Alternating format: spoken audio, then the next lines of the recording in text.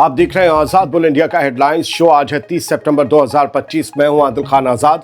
दुनिया के सबसे बड़े अखबारों और पोर्टल से चुनी गई कुछ बड़ी खबरों को आपके सामने रखेंगे जिन्होंने आज सुर्खियां बटोरी। इस शो में आज आप देखेंगे गजा में इसराइली हमले तेज, 40 के करीब फलस्तीनी शहीद। डोनाल्ड ट्रंप का 20 नुक्तों वाला अमन प्लान नेतन्याहू ने किया मंजूर, हमास के जवाब का अब भी इंतजार। हमास के साथी PFLP का बयान, ट्रंप का प्लान जंग को और करेगा लंबा। इसराइली फाइनेंस मिनिस्टर स्मोट्रिच व लाल, ट्रंप नेतन्याहू के प्लान को सफारती नाकामी बताया। अमेरिका में सैकड़ों ईरानियों पर मंडराया बड़ा खतरा, ट्रंप ले रहे सख्त फैसला। जंग के लिए तैयार है ईरानी फौज, क्या एक और नए हमले का है इम्कान? पाकिस्तान में दहशतगर्दी ने दहलाया, सिक्योरिटी फोर्स के हेडक्वार्टर पर बड़ा जानलेवा हमला।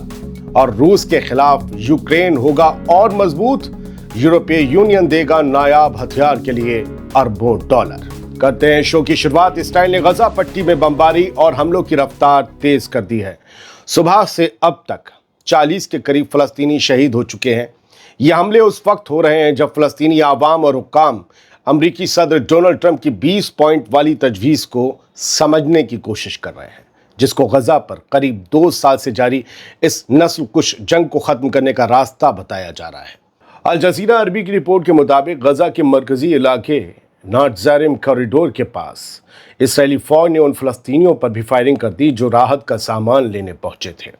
रिपोर्ट में यह वाजे नहीं किया गया कि इस फायरिंग में कितने लोग मारे गए। इस दौरान गजा सिटी में अल शिफा अस्पताल ने बताया कि आज एक और बच्चा भूख और इलाज की कमी के सबब दम तोड़ गया। गजा की सेहत वजारत यानी कि हेल्थ मिनिस्ट्री ने यह बयान में कहा है कि दवाओं और मेडिकल सामान की शदीद कमी से डॉक्टरी अमला संगीन तबाहकुन चैलेंजेस का सामना कर रहा है। वजारत का कहना है कि इसराइल की जिद और अड़ियल रवैया इमरजेंसी मेडिकल सप्लाईज को अस्पतालों तक पहुंचने से रोकना जख्मियों और मरीजों की हालत को और ज़्यादा बिगाड़ रहा है।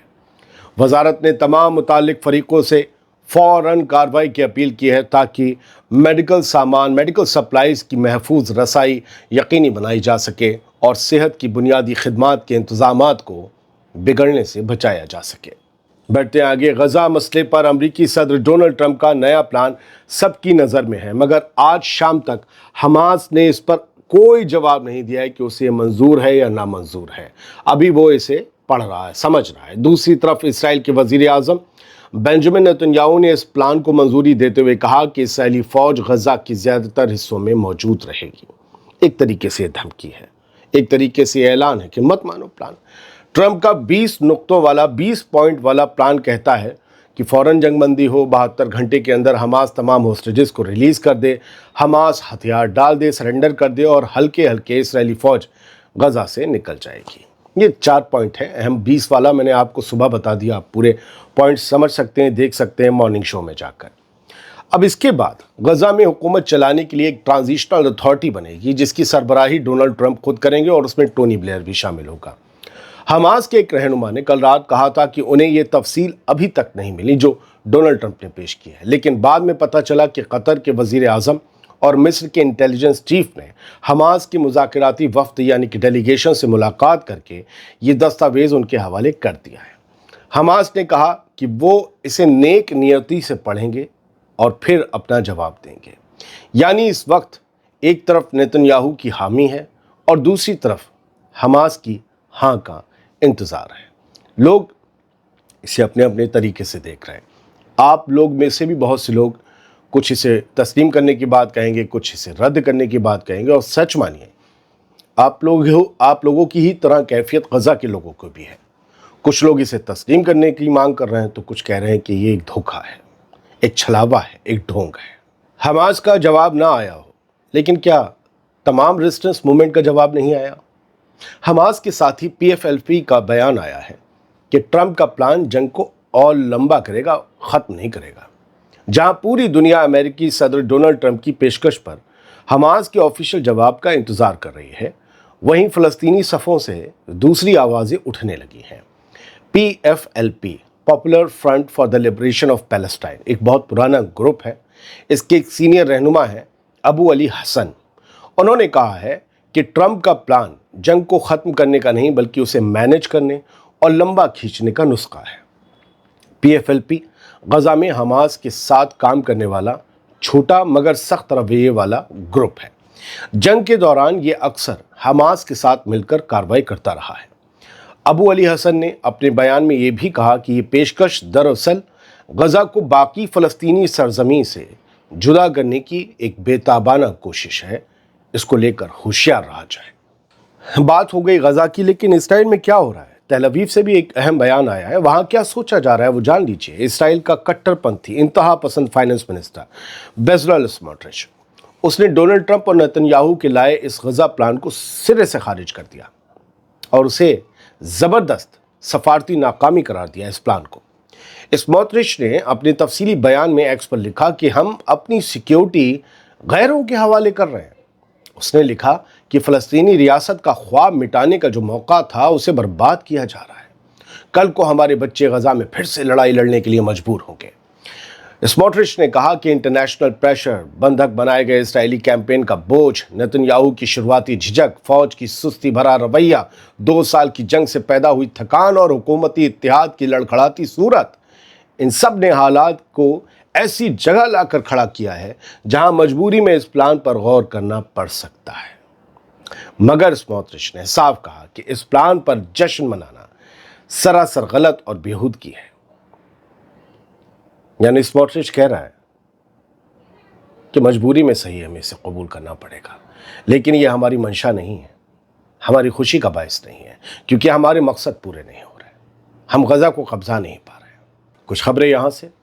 ڈونلڈ ٹرمپ نے اپنے ان الائز کو، اپنے ان دوستوں کو بیوقوف بد دماغ کہا ہے جو امریکہ کے ایک اشارے پر کبھی عراق کے خلاف، کبھی افغانستان کے خلاف، کبھی کس کے خلاف جنگ میں کود جاتے ہیں بنا کچھ سوچے سمجھے۔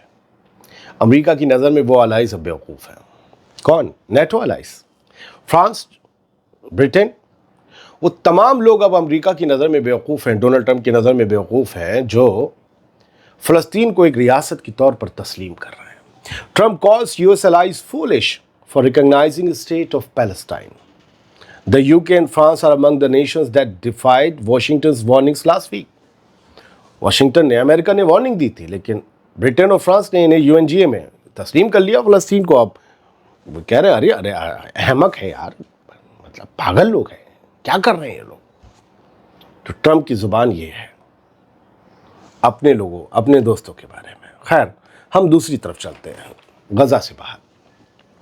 پاکستان میں ایک بڑا دہشت گردانہ حملہ ہوا، ایک کار میں بم ایکسپلوڈ کیا گیا پاکستان سیکیورٹی فورس کے ہیڈ کوارٹرز کے باہر، اور اس میں 8 لوگ مارے گئے ہیں بتایا گیا۔ پاکستانی آفیشلز نے بتایا کہ ایک پاورفل کار بمبنگ ہوئی ہے ہیڈ کوارٹرز کے باہر کوئٹہ میں، جس میں جو ہے 8 لوگ مارے گئے ہیں اور نہ جانے بہت سے زخمی ہوئے ہیں۔ ساؤتھ ویسٹرن سٹی ہے کوئٹہ۔ یہ لوگ ملیٹنٹس آئے کار میں بھر کے، 4 لوگ تھے، پہلے انہوں نے تابڑ توڑ گولیاں چلائیں، اور اس کے بعد جب اپنے مقصد میں کامیاب ہوتے نہیں دکھے تو انہوں نے گاڑی کو اڑا دیا، اور گاڑی کو اڑانے کے بعد ظاہر سی بات ہے انہوں نے جو ہے پھر وہ بھی مارے گئے اور کچھ لوگ اور بھی مارے گئے ہیں۔ تو یہ ایک بڑا حملہ ہوا ہے جس کے بارے میں آپ کو بتانا ضروری تھا۔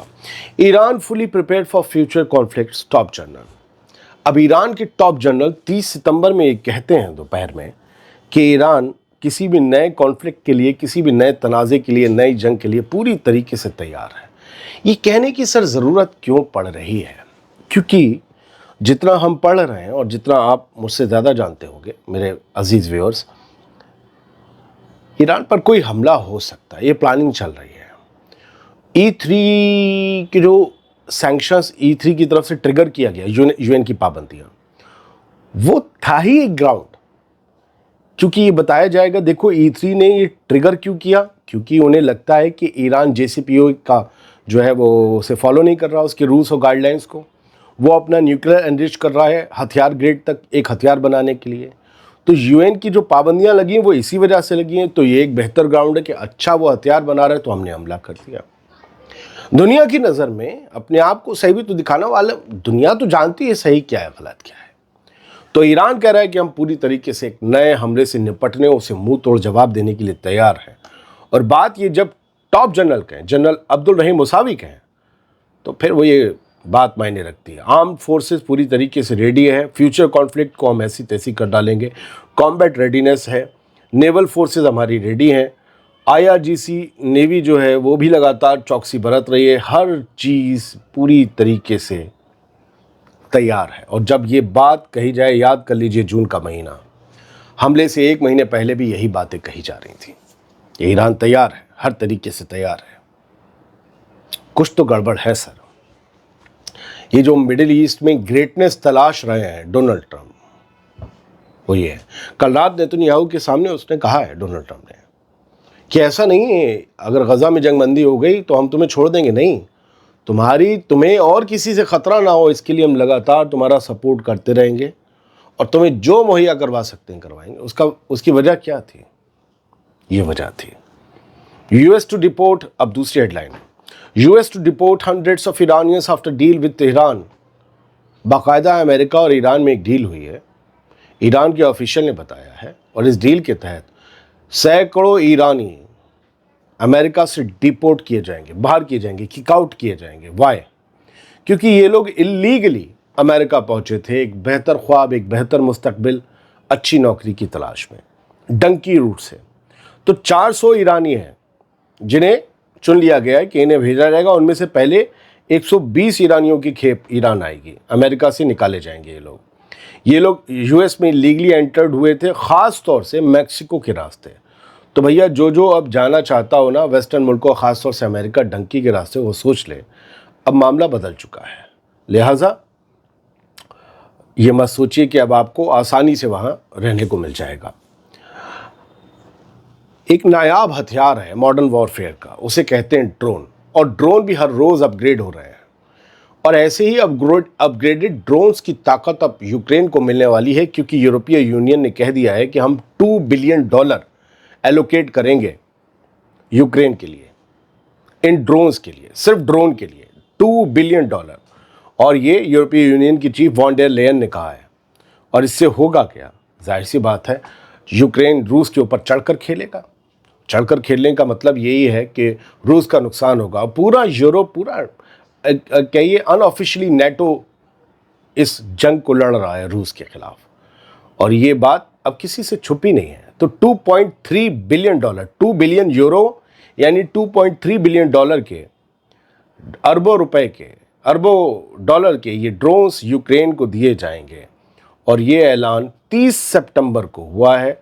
जाहिर सी बात है, सो कॉल्ड ड्रोन वॉल, इसे ड्रोन वॉल कहा जा रहा है। ड्रोन वॉल यानी ड्रोन्स की दीवार, मतलब पूरी तरीके से रूस की फौज को तबाह करने की एक मुहिम यूरोपीय यूनियन की मदद से यूक्रेन अंजाम देने की कोशिश करेगा। Taliban communication blackout in Afghanistan continues for second day. 2 दिन से अफगानिस्तान में phone, internet, high speed internet सब बंद है। वजह यह है, एक लफ्ज़ उसे पढ़ लीजिए। तालिबान, सेकेंड पैरा में, Taliban authorities began shutting down high-speed internet connections to some provinces earlier in the month to prevent VICE। इसका मतलब होता है कि कुछ गलत सामान जो इंटरनेट पर मौजूद होते हैं, criminal activities involving sex and drugs, इसे कंट्रोल करने के लिए ये तालिबान हुकूमत ने ब्लैकआउट कर रखा है। इंटरनेट, फ़ोन, कम्युनिकेशन सब जाम कर रखा है।